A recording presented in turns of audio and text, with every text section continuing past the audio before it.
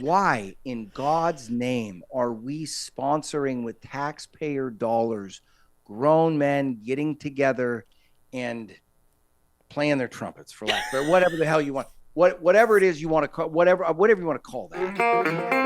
And he's running around because he thinks he's got a bank account with a lot of zeros in it, that it makes him some kind of super citizen. I don't think so. This is America.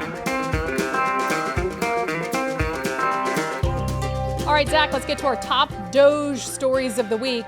So I think the big DOGE story of the week is definitely this email being sent out to all these federal workers asking them to do something very simple.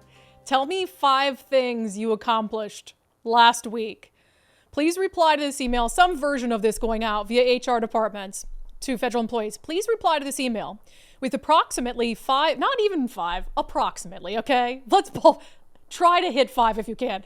5 bullets of what you accomplished last week and CC your manager.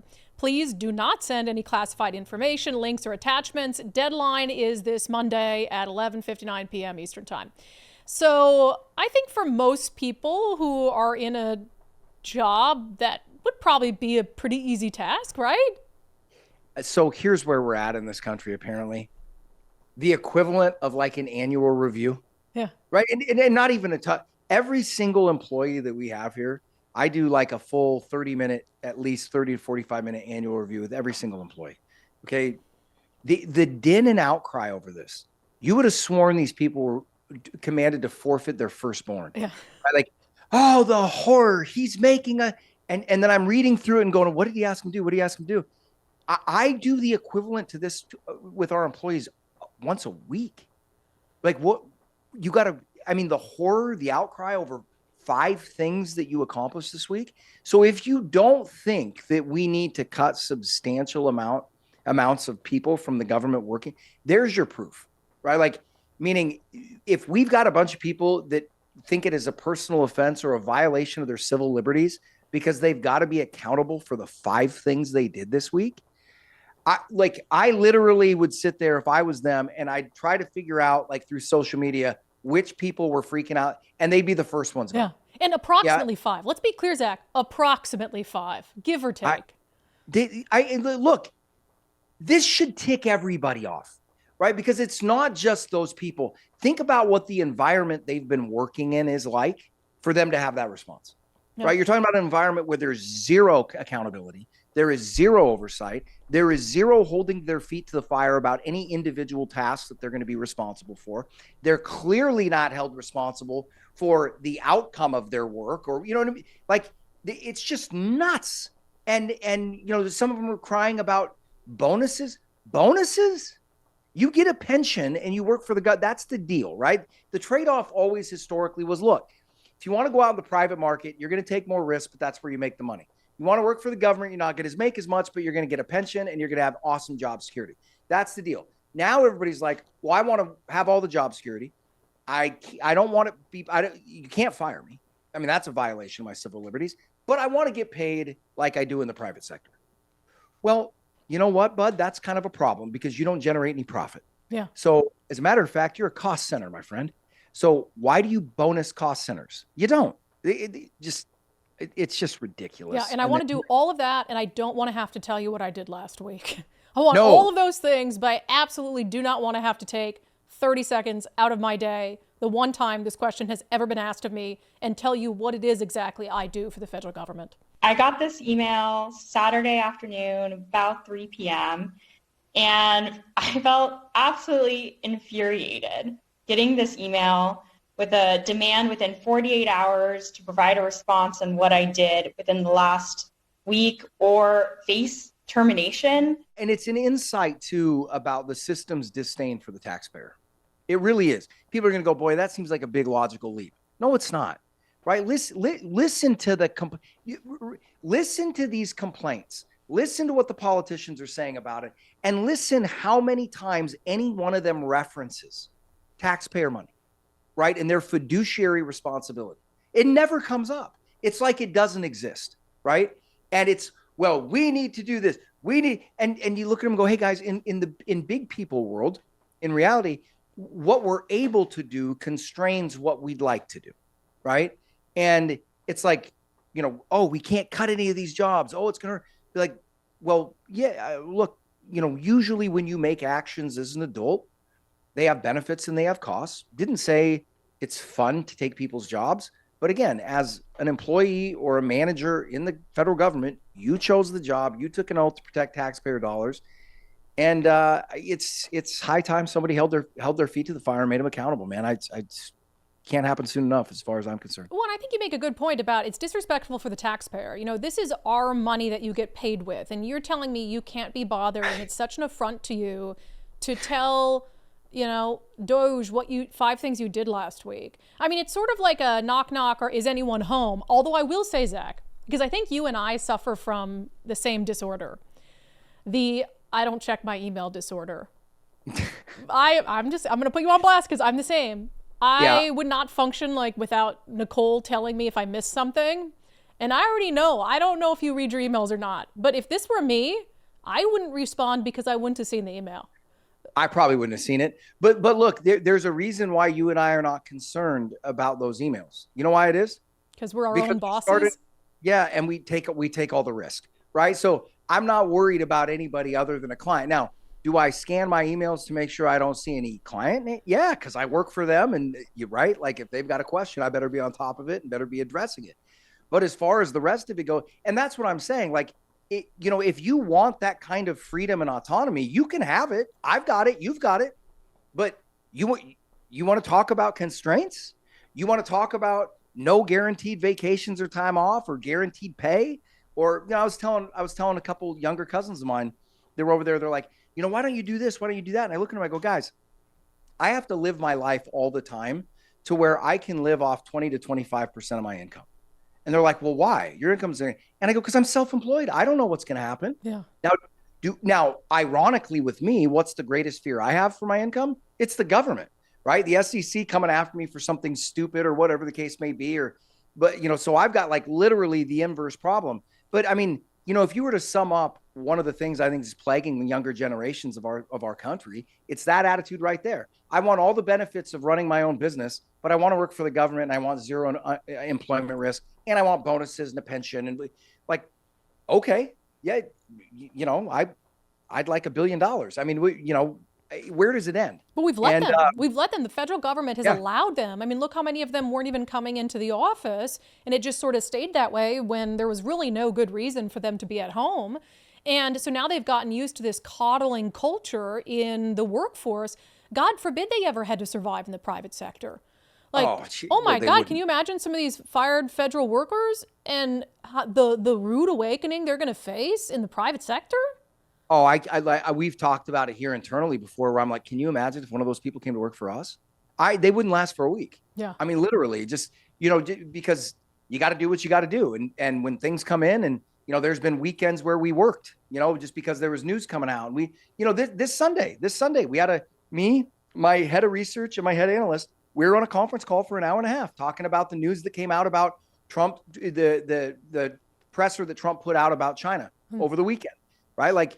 If you want to have that autonomy and freedom, with it comes a lot of responsibility, and that's the trade-off. And it's just, you and I have joked about this before, but the thing that goes through my head all the time is, how did you get to your age without learning these things? Oh yeah. You know what I mean? How it's almost impressive, right? How did you walk? What kind of helmet have you been wearing all your life to avoid learning these things? You know what I mean? Some kind of earblock, some self-contained unit or something. Just because you think that this knowledge would just be accumulated. It's not like you and I had to go sit in a library for 3 months to learn this stuff. It's just life. Yeah. Well, even if when I was working for the man, if I got an email like this, I'd be annoyed because I worked my ass off, right? Yeah. I mean, so I'd feel a lot of feelings, but fear that I couldn't give them 5 things would not have been one of them. I would have been able to easily give them 5 things. In fact, Elon Musk even gave Donald Trump 5 things. Weird. So he messaged Donald Trump, and it's so funny because Donald Trump turned around and posted it on Truth Social. So here's 5 things Elon Musk did that he sent his boss, Donald Trump. He streamlined a filing process, cutting retrieval time by 20%, briefed a senior official on a classified project, earned a nod of approval, debugged an internal database glitch that was slowing queries, drafted a memo that sparked a new interdepartmental initiative, the one we're talking about, and conducted a discrete security audit flagging 3 overlooked risks. So that was easy. So even Elon Musk sent it to Donald Trump. And here's what Donald Trump had to say about this Elon Musk email initiative. So I think it was actually, there was a lot of genius in sending it. We're trying to find out if people are working. And so we're sending a letter to people. Please tell us what you did last week. If people don't respond, it's very possible that there is no such person or they're not working. Seems pretty straightforward to me, unless they're like us and they don't check their email.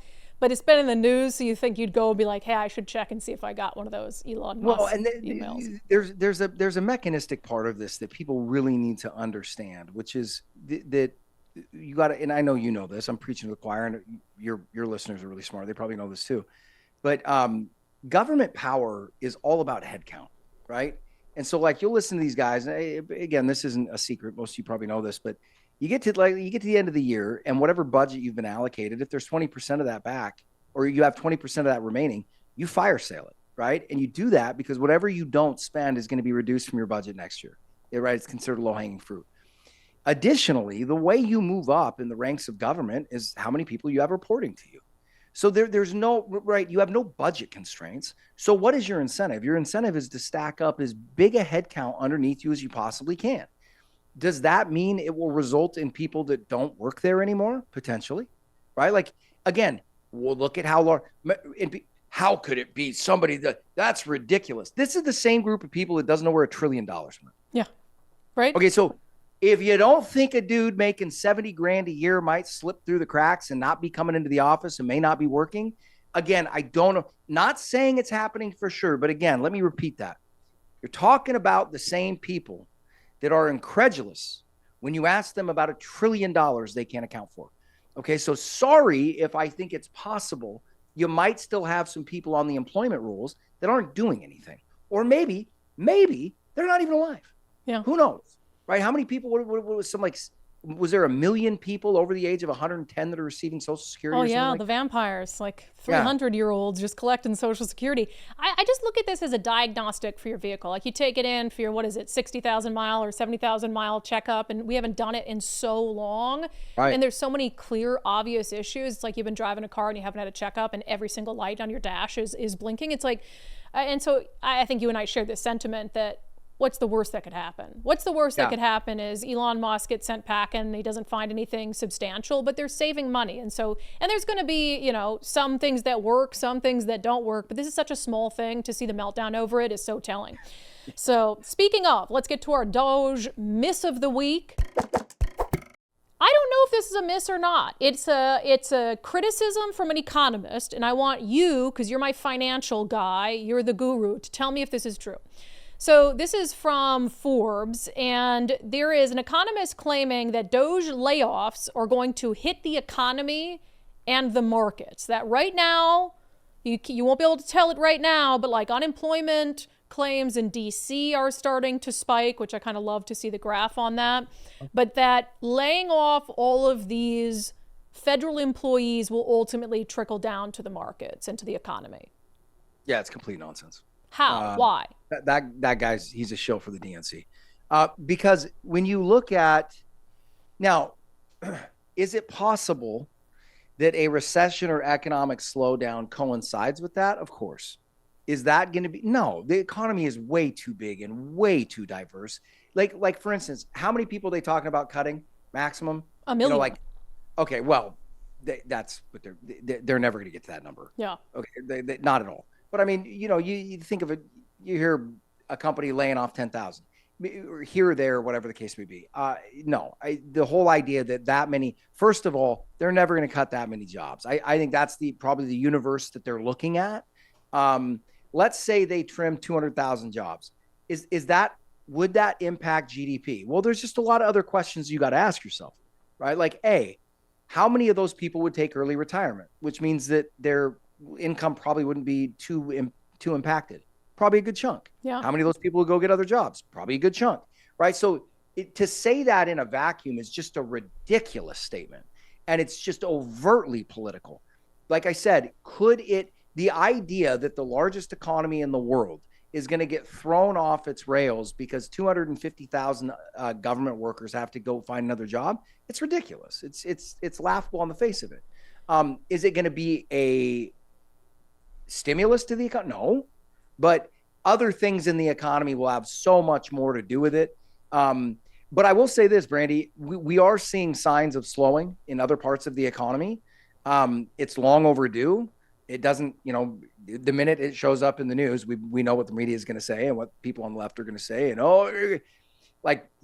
you effectively haven't had a recession in this country since 2009. Yeah. Right. People are like, oh, during COVID. And I'm like, look, man, the stock market was up 16% and household wealth made a record. That's not a recession. Right. So you're overdue. And sometimes recessions happen, not because anything bad happened, but we were talking about this on an interview earlier today where we were saying, look, if a basketball team goes on a 22-0 run, right, and then the other team scores 4 points in a hurry, you don't sit there and be like, oh my God, the sky's falling, right? No, they've just outscored them 22-4 in the last 5 minutes. But that's kind of the way the economy works. Like if the economy goes on a ripper for 15 years, when it takes a breather, technically speaking, it could look like a recession, right? GDP contracts 2 quarters in a row. But is it a recession? Do you have, sinking, do you have deflation? Do you have, do we see the angst that comes with it? I don't think you're going to see that. And I don't think you're going to see that because we're still running $2 trillion deficits. So, I mean, would cutting all those people lower the deficits? To some degree. Would it be a discernible amount? No. So anyway, it's just, and that's the other thing that gets me so fired up is every single headline you look at has to be interpreted and vetted through a political lens because and when I give you this information, I am not looking at it through a political lens. I'm just looking at the landscape and saying that's ridiculous on the face of it.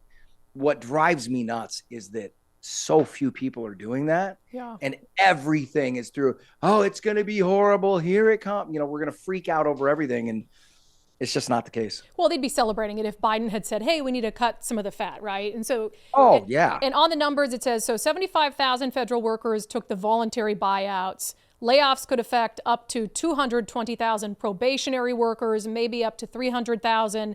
And then max cutting, they're predicting 1 million. But I agree with you. I don't think that will happen. Is it different, though, if you look at the economic impact of canceled government contracts?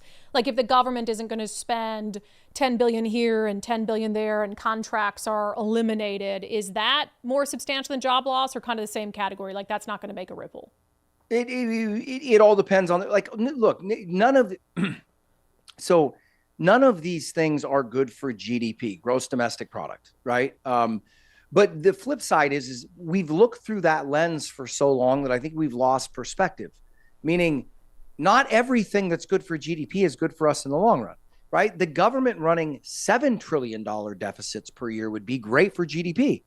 Would it be good in the long? No, inflation would be out of control, right? And so this is the other part of it where you go, hey guys, nobody ever said, hey, we got 2 weeks off. Let's get on a budget. Yeah. Let's really party, right? Nobody gets on a budget because it's fun, right? You get on a budget because you need to. So all these people going, some of these bad things are going to happen. That you got to cut spending. Nobody said it's going to be fun, but it's called being an adult. Okay. You got to do things you don't want to do. They don't always make the most people happy, but it's what's responsible. And what's the alternative?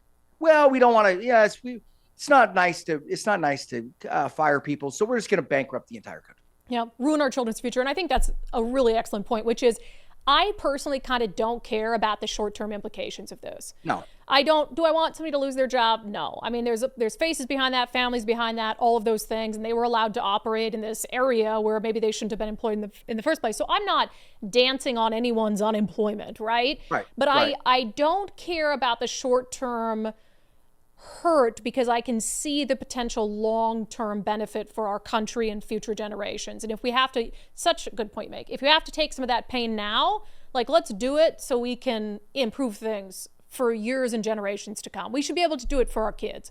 But because Well- of politics, no, we can't do that. Well, and do we have an example of anything that is beneficial in the long term that doesn't require short-term pain? Yep, there you go. I mean, everybody wants to have a six-pack and be in shape. Guess what it requires?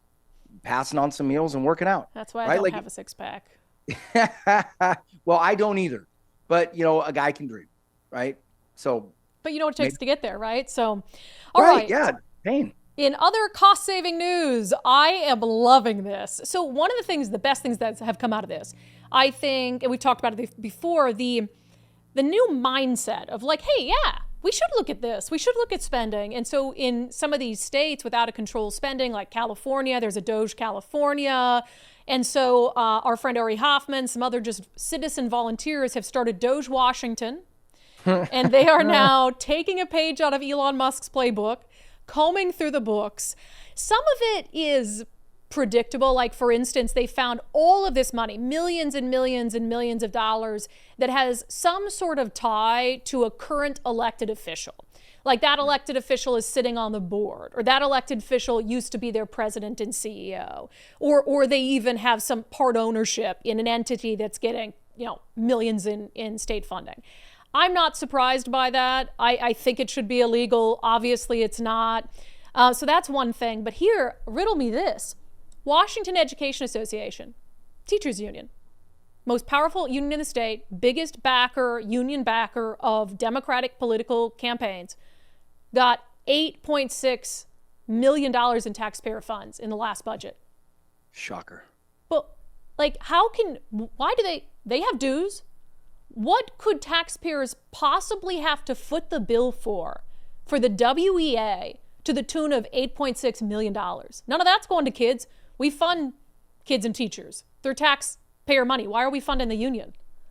Well, look, this is, and I really honestly don't think that if you're talking about the scope of the problem that we have in this state, in this country writ large, I don't think hyperbole is possible, meaning it's not only that this stuff happens. I don't think people understand this is a business model, right? Like they don't see this stuff didn't happen on accident. These people took these jobs and these positions to do exactly this. Yep. And if you don't believe it, it's because you haven't heard them before. You haven't been behind some of the doors. And I haven't been behind a lot of them, but I've got enough contacts and people in business that are like, oh yeah, so-and-so got that contract. Guess how? You know what I mean? You know it through meaning they are bilking you, and they are doing it on purpose. And what allows them to do it, again, across the country and in this state in particular, what allows them to do it is the belief that no one's looking. And in this state, that is the truth. That has been the truth. Yes. Yes. And then look at what happens nationwide. You start uncovering all the waste, and half the country's mad that you uncovered it. And you look at them, and it's so maddening, because you go, guys, if you can quit playing politics for 1 second, this is not a political issue. We know that people on both sides of the aisle are doing this. If it's happening anywhere, it hurts all of us. And it's just, it is so maddening. And you, like I said, you don't have to see the particulars. You just, what is, you study statistics and mathematical percentages and all this kind of stuff, and you line all this stuff up. Good example of this is when we were going through the COVID thing, in January, February of that year, we were doing our research, and we realized in our research about mid-February, before it even came up, I don't know if you and I have talked about this before, but we realized that Wuhan lab was a mile and a half where from the first thing was, the first case was discovered. And this is 1 month into the pandemic, and we went, oh, there's the origin place, right? Like, that makes sense. It's before anybody was talking about it. And then people started talking about it. You're like, oh, okay, they're starting to catch on. And then it was like, you're racist. And we turn around, we're going, whoa, what are you talking about? You know what I mean? Why would that mean that you're racist? You have one, yeah. And then you were a conspiracy theorist. Yes. And you're just sitting there going, no, guys, some of this stuff is just statistics, right? You realize that when you see something like this, the chances of it, Occam's razor, the chances that it is the way it looks is pretty good, right? Like, so what's happening in this country? They're bilking you, and they're taking full advantage of it, and they're doing it like it's a business model. And, go look at all these people in the Senate and all these people in the Congress who live off $180,000 to $200,000 a year and have $80+ million net worths. Well, I mean, you paid for it. we never let it in the, it is, because sunlight's the best disinfectant. And I think that's one of the things DOGE is doing. And to people who are willing to pay attention and be critical, they can look at that and say, wow, that's not right. In our state, we would never allow $8.6 million to go to an outside political arm that turns around and funds Republican candidates. That would never be allowed, right? No. But there's also all Nor this, should it be. Nor should it be. And I would have a problem with that as well. There's also all this ideological stuff. Let's see. And you might look at these and say, well, that's not very much. $5,000 here, $2,000 here. I don't care. It's a totally inappropriate use of taxpayer funds. Again, DOGE Washington. Money for Drag Story Hour, Queer Productions, Queer Life, Seattle Gay News, Northwest Network Bisexual Trans Abuse Victims, Seattle Trans and Non-Binary Choir, etc. You were saying, and I don't know if you'll share this story publicly, that there's a LGBTQ group that you've been wondering if they Yes. have to have, someone has to be funding them because, like you said, no one's ever in the building. Yeah, there's an office down the hall from us that's that's clearly one of the rainbow on the wall. Oh, gosh. I'm forgetting. Queer is the name of the company. Yeah. And I don't want to call them out particularly, but Yeah. but anyway, they've got a good amount of office space, fully decorated, everything's in there, gay, queer, everything all over the walls. Like it's pretty out there, but there's nobody there ever. There's nobody ever there. And one of the things we'd said is we're like, these guys have got to be like funded by a government agency or something. I don't understand what they do. I don't ever see them doing anything. I don't know what they sell. I don't know what they do. It's just one of those things we were looking at and going, why are you, like, what do you do? Yeah. You're here. Like they put out other like gay magazines, but it's not the ones they produce. And so we were just sitting around going, what do these guys do? How are they getting funded? Well, funny enough, we were going down some of those lists and we saw their company name in one of the lists that received money. And we're like, and it was just kind of one of those things we laughed out loud. You're like, we knew it. Called it. Yeah, we knew it had to be there. And you see this stuff up close. I just don't think people realize the scope of the grift that is going on and how they're just they're just throwing your money around and they don't care. Right. And I'm not saying these groups shouldn't exist. Like, hey, you want a Seattle Trans and Non-Binary Choir? Great. But you can pay for that with donations, with private sector donations. Like they gave $7 million to this bicycle club that turned around and opposed the repeal of the Climate Commitment Act because the money given to the bicycle club was coming from the Climate Commitment Act. And it's like, there's enough bicycle lovers in this state where if that club should exist, it could be funded with private dollars and you do your thing. I'm praying that you haven't heard about this one line item I want to end the show with because I just want to see your genuine reaction. Did you know that some of your taxpayer money in Washington is going to help host male jack-off sessions? Did you know that, Zach? Yeah, I did. Oh, you in that saw club. it. Darn. Okay. No, that club in Seattle though. Yeah. Right. Here, So- no, wait. Let me play for you. Nicole, you have this? Mm-hmm. Let me play just so you understand, what this club's all about. I don't want you to be too judgy. Here's the founder of the Rain City Jacks. I love a lot of play around masturbation. That's kind of my jam. So I'd say my main squeeze is masturbation and mutual masturbation, being in the same room with, and group masturbation. That's just something I just focused on as a fantasy when I was in my 20s about masturbating with lots of guys when I found out jack clubs existed. And it wasn't until I actually got to a jack club and then started my own jack club that I found out that, oh my God, this is something that really satisfies me deeply. Oh, the entity that hosts those parties. It satisfies him deeply. Which, Zach, I'm fine with. If you have some sort of sexual fetish, it's not my business unless the organization that hosts your parties where you're having those fetishes gets $2,000 in taxpayer funds, as DOGE Washington reported. Look, and here's what does that say? Right? What can somebody please tell me what purpose that serves?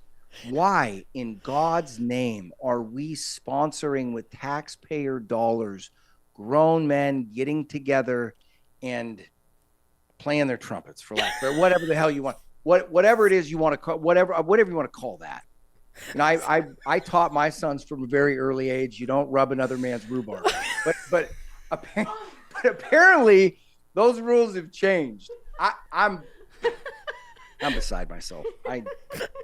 What? I've never heard anything like that. Oh my God. Line from Batman. It's the original Batman. It's the, That's a line from Batman? You never rub another man's rhubarb? yeah, that's where the Joker said it. Yeah. Oh, No, wow. Just if you want, Wow. Yep. the other funny, okay, so here, little bit of a side note here. I don't know if I want to hear it. No. Okay. So we're trying to raise money. I coach a 4th grade football team, and I was on the board. It's too much work, so I had to give up the board position. But I was on the board for Peninsula Youth Football out here in Gig Harbor, and you see stuff like this getting funded. We don't have enough fields for kids to play on. Yeah. Any sports, right? Like, we're having to share fields. Kids as young as 4th grade are practicing till 9:30 at night because we got to share fields, and yet you're funding jack clubs. Like if you want to know what's wrong with our society, I feel like that's a really good microcosm right there, right? Amen. You can get funding for a jack club, but if you want a place where kids can play on a field, no, we're strapped. Ladies and gentlemen, that's why DOGE exists. And that's why DOGE Watch exists, so we can tell you about those things, and Zach can share a line from Batman that I've never heard that is now seared into my brain. All right, that's where we're ending it today, Zach. Still bullish on DOGE? Yeah, heck yeah, man. Keep shining that light. I want to see more of it, yeah. Okay, good. All right. I'll see you next week. Thanks.